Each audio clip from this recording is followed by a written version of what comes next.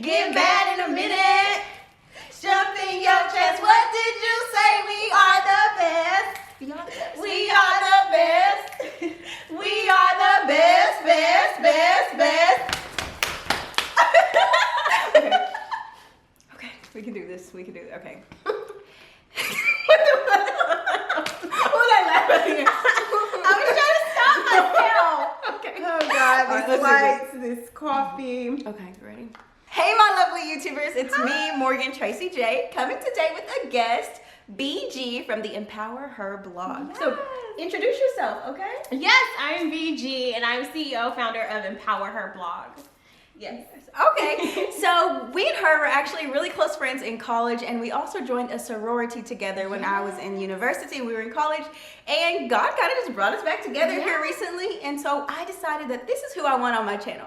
A young woman who is on fire for God and is also just allowing other Christian women to come together and build a community through her blog. And so I'm so excited to have you here today, Brianna. Yes. Welcome to my YouTube channel. We have our coffee, and we're going to talk to you about all girl chat conversations, okay? Yes. And our goal is to be very uncut and raw and just to share the truth, you know, about our lives, and also just to answer some really great questions that we know a lot of women may struggle with.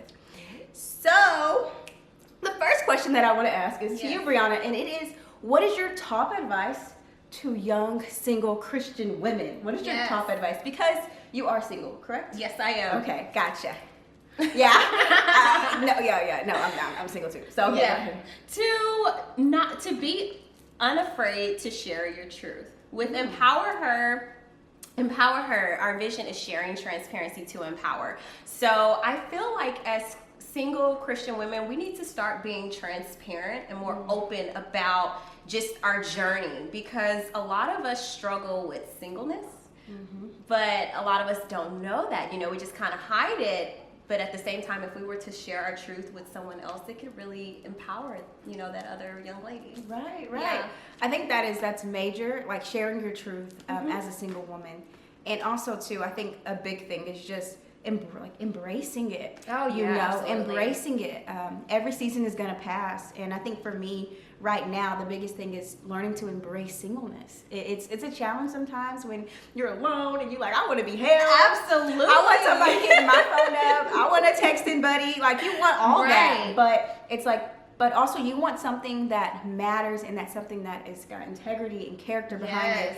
And sometimes you're just not willing to bend those boundaries. Absolutely. And I love that. Just to kind of touch on something you said, like just with embracing it, and you may see other people in relationships, you know, like with social media and things of that nature. And it's so easy to get caught up, and you see people you went to school with, maybe they're married, maybe they have children, and you see that and you're like, I'm in my late 20s, what happened to me? You know? So definitely don't get caught up in the comparison trap. If anything, I would love to say that, you know, just embracing this time with, you know, you and God. Right. And I love that. You said you and God. Yeah. Years ago, people used to say, like, look at God as your husband. And I just could not see that. Like, I could not get with that. But then they also said, look at God as your daddy.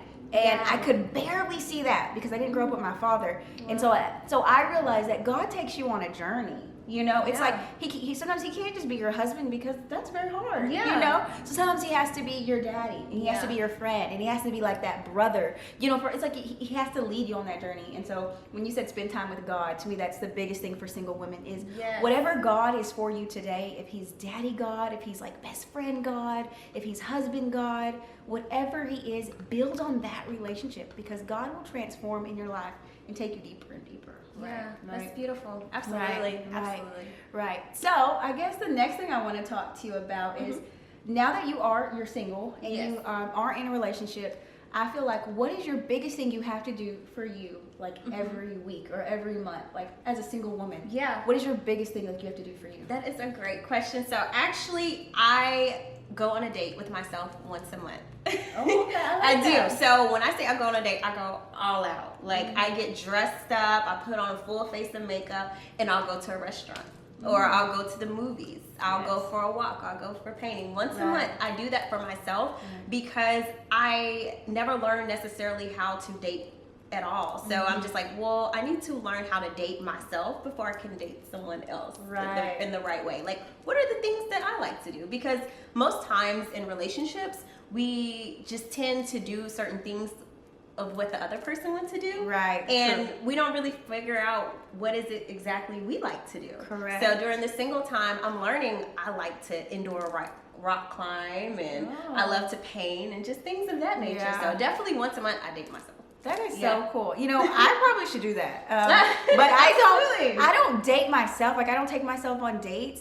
But here recently, what I've been really trying to do is just like take more care of myself. Like, as in, like, what is your needs? Like, do you want to get your nails done? Do you want to watch that movie? Because I'm a very workaholic, and so it's real easy to say, okay, I'll go on a CEO date where I take myself out, but I've got my planner and I'm planning my ministry. So I see that. So yeah, I need to maybe implement those. Throw the planner out the way. Well, don't throw it away. Yeah. But yeah, I do definitely. I can tell, like, sometimes I can create everything will be about my ministry, and sometimes it's not, like, just about me. Yeah. And so I do really like that idea. Absolutely. Okay, so I have another question real quick. What is your top favorite Christian song right now? Like, your top song?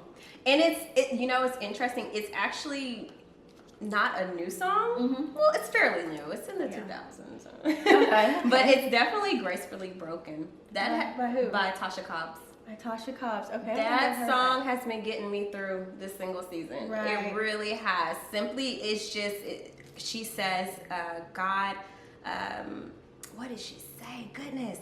When God breaks us, he breaks us with grace. He's positioning us, for something better. And so that's beautiful. It's so beautiful, girl. You guys check it out. I am gonna check that out. So I'm thinking, what is my favorite Christian song right now? Yeah. I have a lot. I listen to like Christian rap too, so I love some Christian rap songs.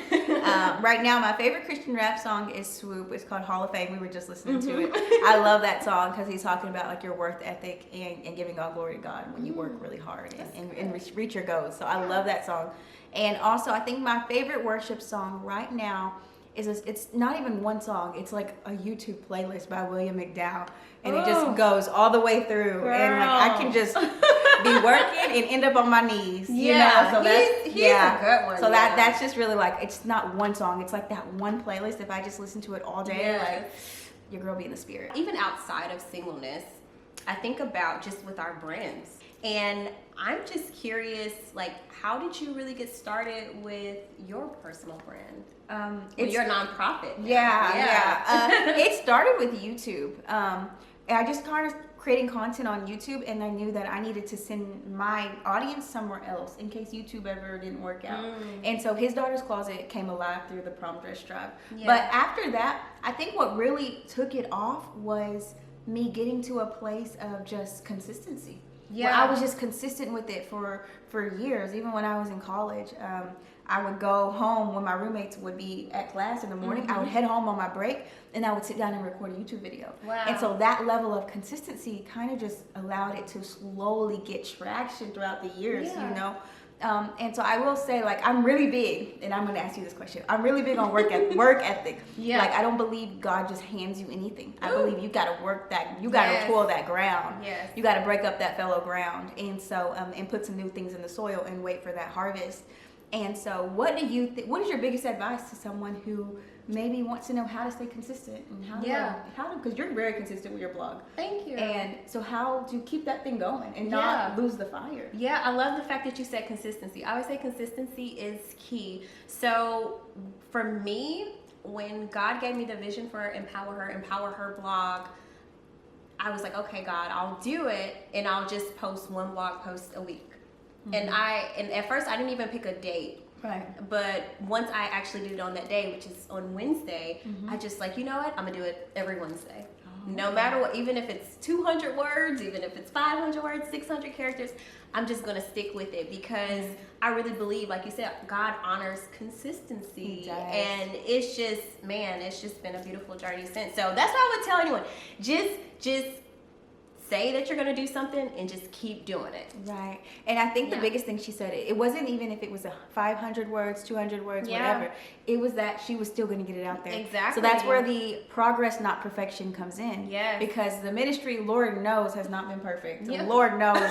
Lord knows. There's some blogs I look back at and I'm like, girl, that first one is like, yeah, you're like, girl, you didn't see all them errors back there? Right. You didn't edit that out? Where was Grammarly? Right, thank you. And so there's a lot of things you can look at, even like with YouTube, or if you're even thinking of doing something online, maybe hosting a Bible study. You're not going to be perfect at it, but if you stay consistent with it, boo, God will honor that. Like, he will honor that. He will grow that thing, and he will send people your way. Let me tell you. Tell me. Let me tell you. Right. Yeah. So seriously, once I just kept being consistent in it, I began to just start praying for things. I started praying for people to help. I started praying for guest bloggers, and he just eventually just slowly but surely started bringing people my way, and he just truly honored it. So if you're watching, if you're thinking about, starting a blog or a business, just stay consistent in it. God will honor you. Right.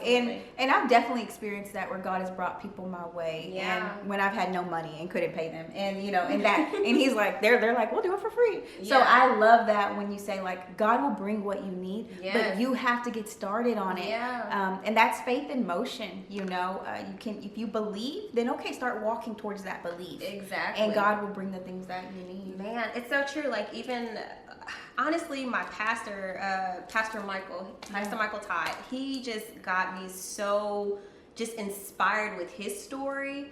And we had a conference last summer, and the vision of the conference was all you have is all you need.